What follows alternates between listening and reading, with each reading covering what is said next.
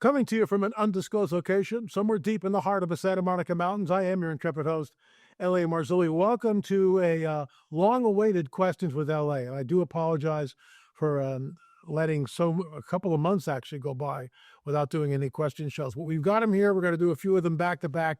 Thanks so much for coming here. Really appreciate it. If you haven't subscribed, I would ask that you would do that. Want to become a member? You get 10% off everything in the store. Our monthly news magazine comes to you free, and you get members-only content. So we'll get into that so much more. But first, a word from our trusted sponsor. A 2025 survey found that over half of U.S. adults are concerned about how fast their skin is aging, and 40% fixate on random wrinkles or dark spots. If that sounds like you, you're not alone. More and more people are noticing visible changes in their skin far earlier than expected. Folks, this is why I use my secret anti-aging weapon, and I'm obsessed with the changes I've noticed in my skin. It provides my skin with the 5 must-have types of premium collagen needed to help reduce wrinkles. Since taking it, I've experienced smoother skin, more elasticity, fewer fine lines, and a more youthful glow. Plus, it mixes smoothly with my morning coffee or tea. Folks, I use it. I don't even mix it with the coffee. I just use it with water. Mix it up really well. I have one of those little stirring things, and voila, down my neck it goes, and I do it daily. Folks, be sure to grab a bag of ageless multi-collagen now while it's 51% off. Only www.healthwithla.com. healthwithla.com. And help take years off the clock. Plus, by ordering now, you're also guaranteed to get a free VIP live health and fitness coaching for life, a free ebook titled The 14 Foods for Amazing Skin, 60-day satisfaction guarantee, and of course, free shipping. Folks, once again, www.healthwithla.com. You know, I've been taking this for a while now. I've noticed the difference. I actually had someone write in and go, "LA, what are you taking? You look younger." So, look, I don't know whether it's related to that, but all I know is that I take the collagen as often as possible every day, as long as I remember. I keep it right on the counter, and I've noticed the difference. Check it out, folks, healthwithla.com. That's healthwithla.com. Folks, I will be in Oklahoma City, actually Norman, Oklahoma, on the 8th, 9th, actually the 9th through the 12th, Prophecy Watchers Conference. Go to prophecywatchers.com, prophecywatchers.com. Check it out for yourself. You can sign up for live streaming. I'll be talking about the very enigmatic Shroud of Turin. You can see it right there, our film, Holy Shroud, Holy Fire. Then I'll be going into what might be lying underneath the Giza Plateau. And we've talked about it before. We had the scientists on the record right here. And we also, I should say this, I will also be discussing Nephilim dark secrets. And I'll be tying something together which I've never brought before the public. So I think you'll find it interesting. prophecywatchers.com, prophecywatchers.com. Sign up, come to the conference. I'd love to see you face-to-face. Or go to the live streaming page. Let's get into it. Harvard Professor Avi Loeb believes he's found fragments of alien technology. And this is old. This is like, 2023. So this is how far back the question goes. What is interesting, of course, to me, is the idea that the 3-eye atlas is coming in to our solar system. I mean, in some ways, it's definitely headed to us. It's outside our solar system, and it's now coming in, and no one has any idea what this thing really is. Some people are positing that this is a alien ship, but we don't know that. And so, it's so easy to get clickbait and go off on the rails and talk about something. Well, we're being here. We're about to be invaded by aliens. Oh my gosh. But I don't do that unless I have the facts, and I don't have enough facts. Something is coming in. Is it a comet? We don't know. Some people say yes. Some people say no. Cool heads prevail. Let's see what happens. Let's go on to the next one. This goes back into July 7th, 2023. This is how far back we are. And I do apologize for that. I should probably do way more questions with LA than what I do. But this person, Brian, is writing about the woman. This thing went viral. She ran off the plane, yelling and screaming, "He's not human! He's not human!" We've already covered that before on the Daily Show. I'm not sure what we're looking at. We may never find out, all the details. There's a lot of crazy things going on this planet. A lot of weird stuff, and I get that. This woman the video of it went absolutely viral, and she got off the plane. She didn't want anything to do with it, crying, "He's not human, he's not human." Since then, she's come on the record and tried to sort of straighten things out.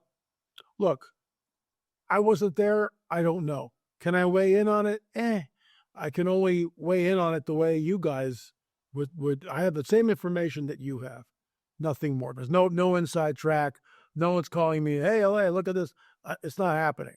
If you know something, you can shoot me an email and I'll try to look at it. But it was very interesting. That thing went viral. It was everywhere for a period of time. And of course, now that's old news and no one really cares. So let's get into this one. This is from Vadim Mona. I think I'm pronouncing that right. "Hey, LA, we invite you to come and serve in our church in New York. We can pay for your tickets, accommodations, collect donations, or pay you the amount you say. The Anointing Church. Our church is made up of Ukrainians, Russians, and other people who understand Russian from the former Soviet Union. Also, people from Kiev, Moscow, and other cities of the former Soviet Union are watching us remotely on video." About Pastor Vadim. Vadim was a pastor in Moscow until 2014 and in Kiev until 2021. Now he remotely leads several churches in Ukraine. Thank you so much for the invite. I really appreciate that. And the reason why I bring this up, the Lord has redirected our steps. We are really no longer doing conferences at all.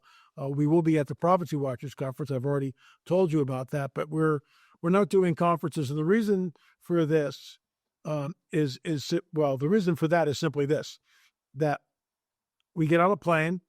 If I'm gone for 5 days, just 5 days, let's say we leave on a Thursday, come back on a Monday, I have to pay the house sitter because we can't leave the house and the dog and everything else.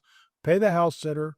So that's $500. I got airport parking, which is another $150. Food on the road, which can be, I don't know, another $150. So just to leave and go, it's $800 roughly.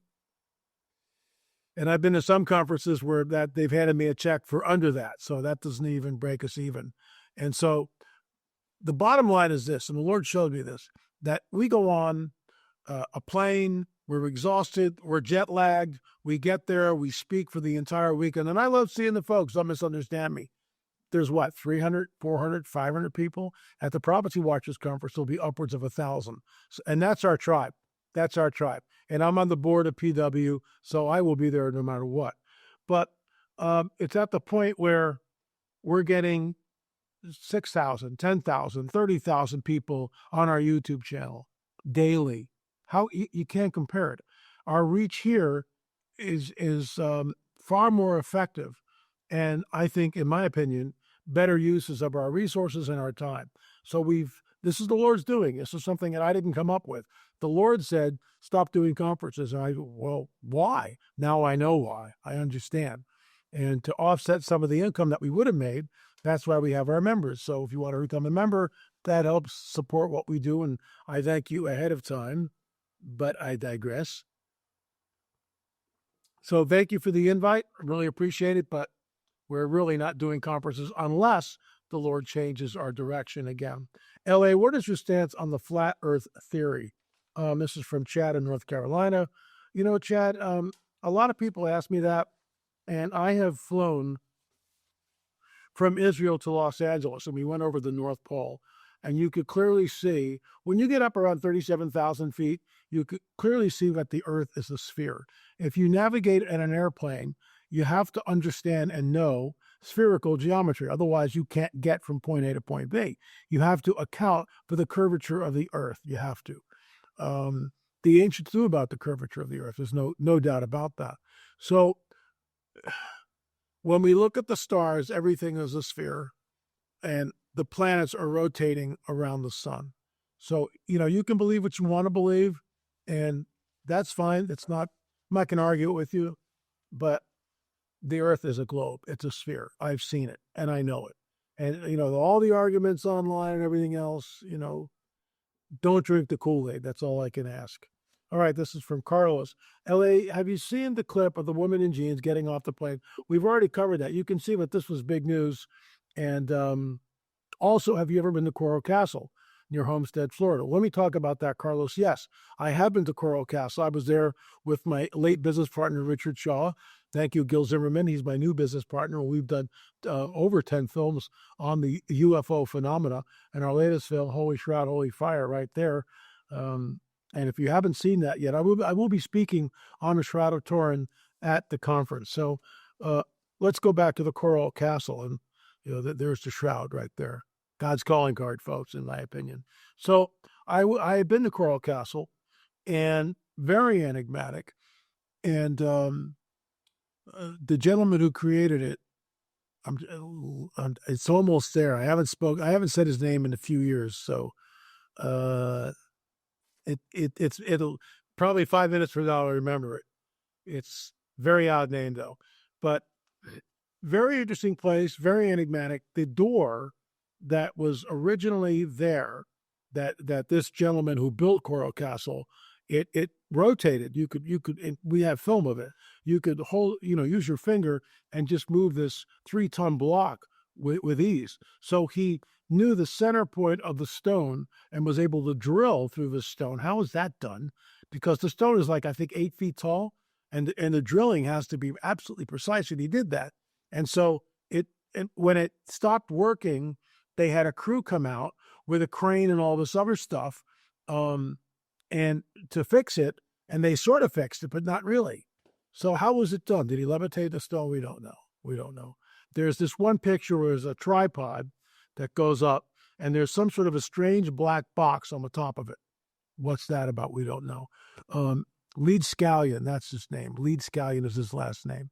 And so he claimed to have tapped into the secrets of how the Great Pyramid was built.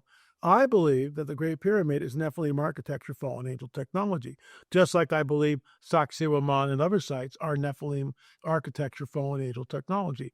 We never see the stonework duplicated that's at Sacsayhuaman and at the Serapeum in Egypt. I know about the Serapeum from Brian Forrester, friend of our ministry and friend of our show.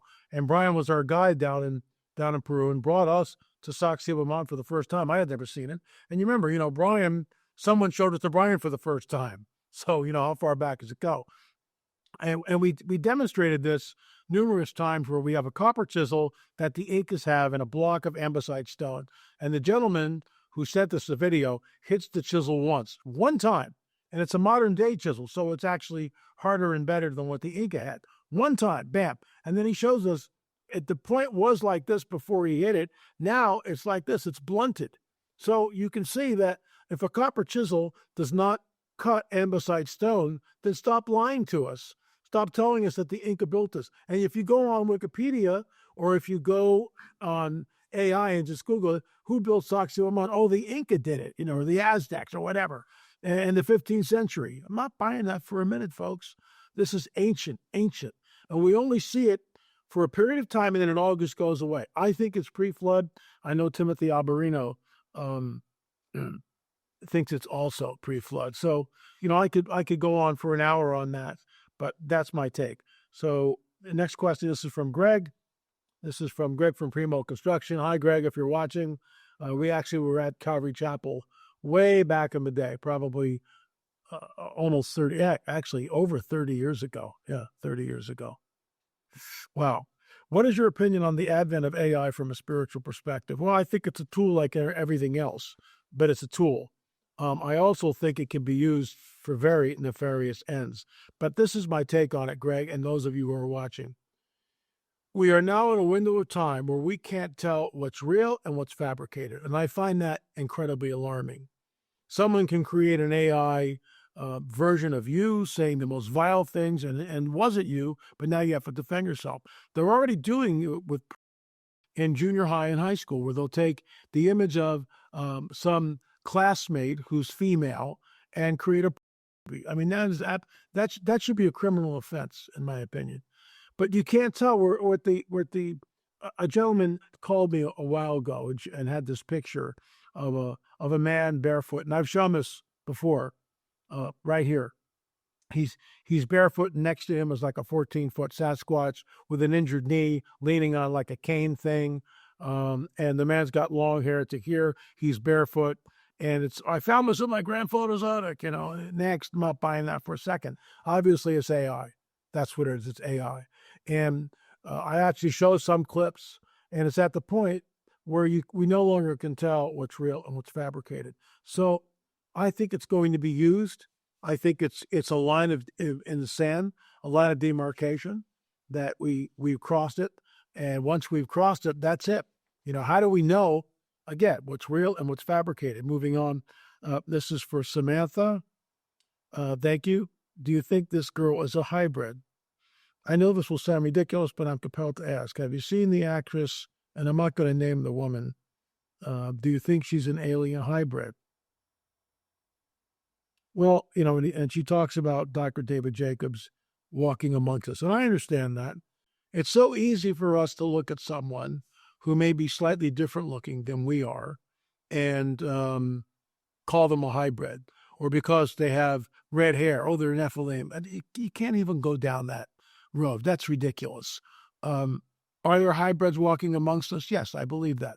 In our film, our 10-part series on UFOs, we sat down with Alan Matthews, who had an encounter with, I could only assume, was a hybrid being. Because when she went to kiss him and Alan Matthews pushes her off because she was sitting on his lap. And that in itself is bizarre. I call it UFO brain fog. How did he allow her to get that far? And when she leaned forward to kiss him, he pushed her off of himself, and she fell to the floor, and her eyes shapeshifted. Okay, that's a hybrid. I get that. We've had encounters, not a lot of them from people. I mean, it's not like it's every day. It's once every couple of months, but we get accounts from people who have actually had contact with these entities. And there's always the UFO brain fog. You're not thinking quite clearly.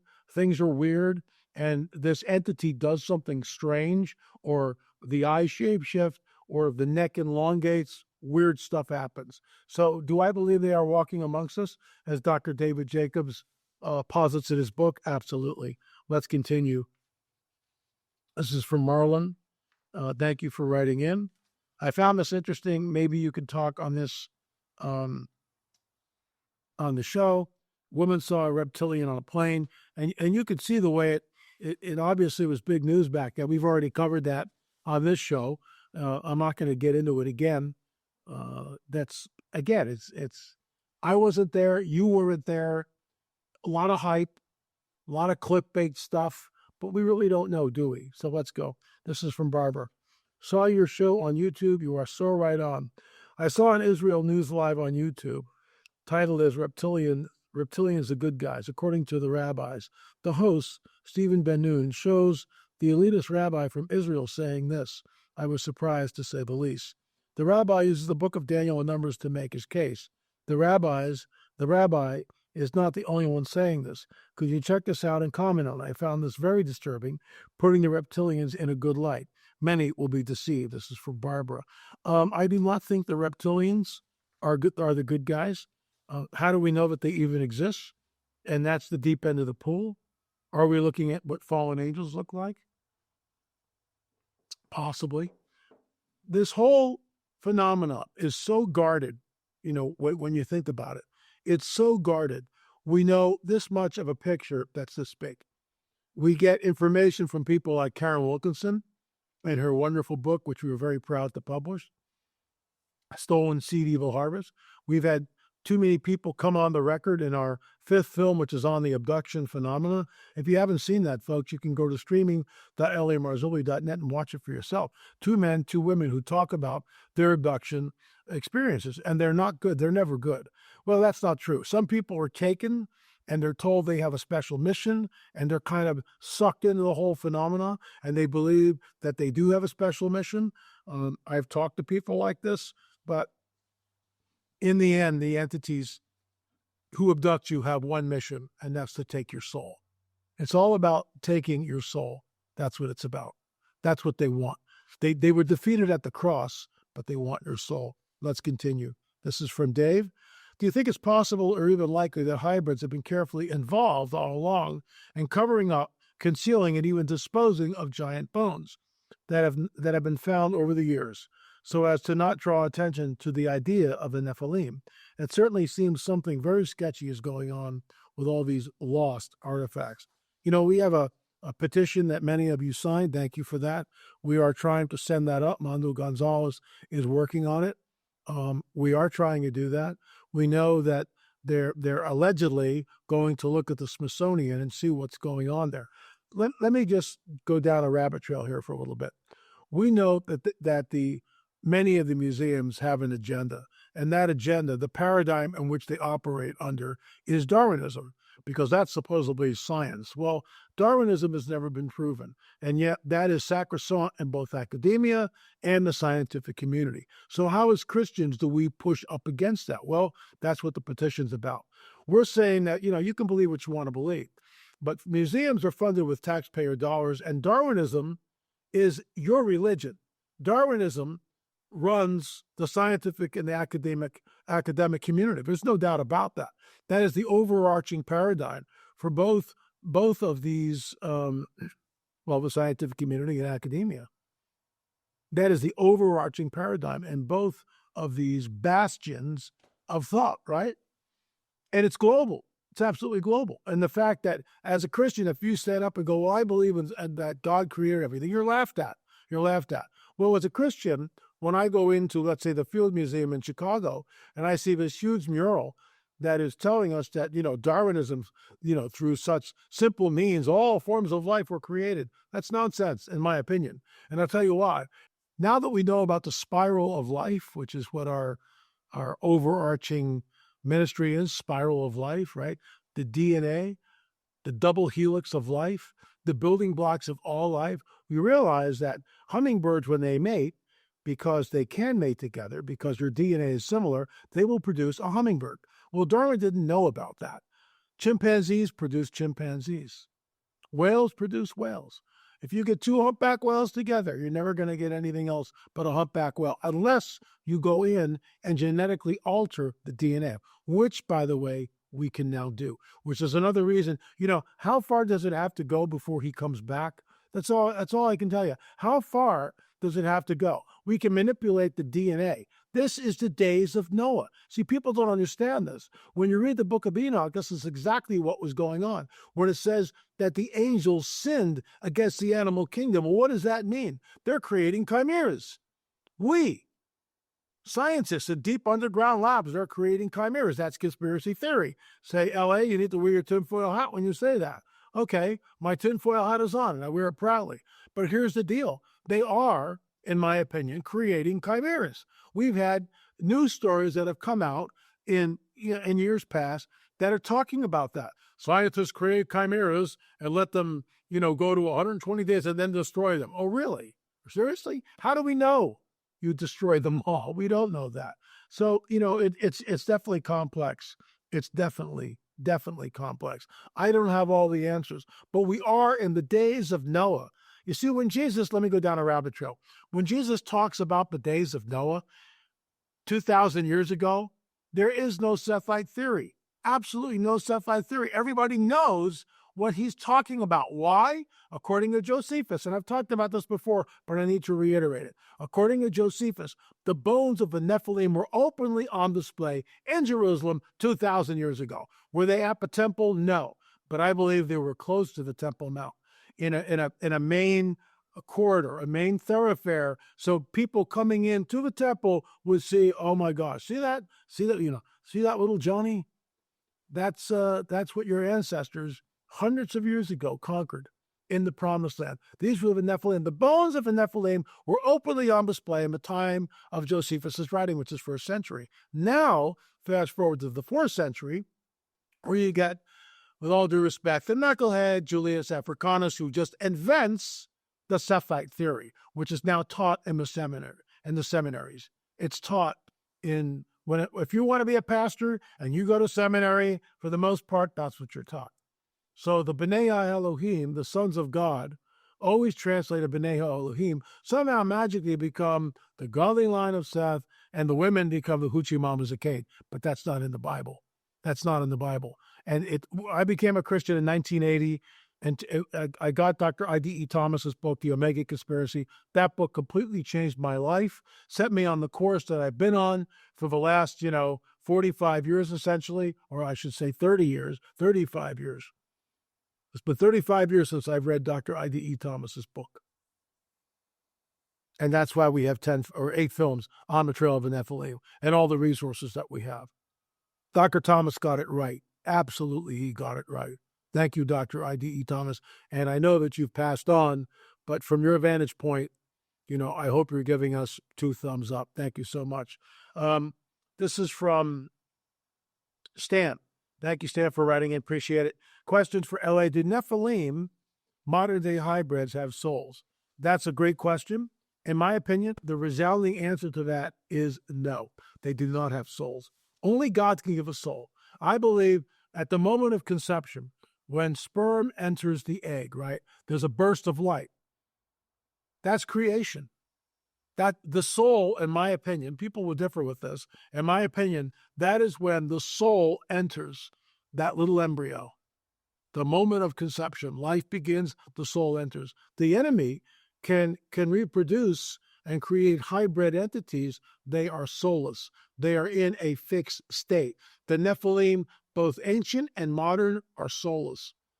Al Matthews saw a modern-day Nephilim because a hybrid is a modern-day Nephilim. That's what they are. The disembodied spirits of a Nephilim become the demons that wander the earth. Okay, enough questions. I will do another show on this in a little bit. Once again, folks, thanks for coming here. Really appreciate it. Don't wait for YouTube to send you a notice. We do a show every single day right here. Thanks for subscribing. I'll be back tomorrow. I've got another stack with more questions for LA.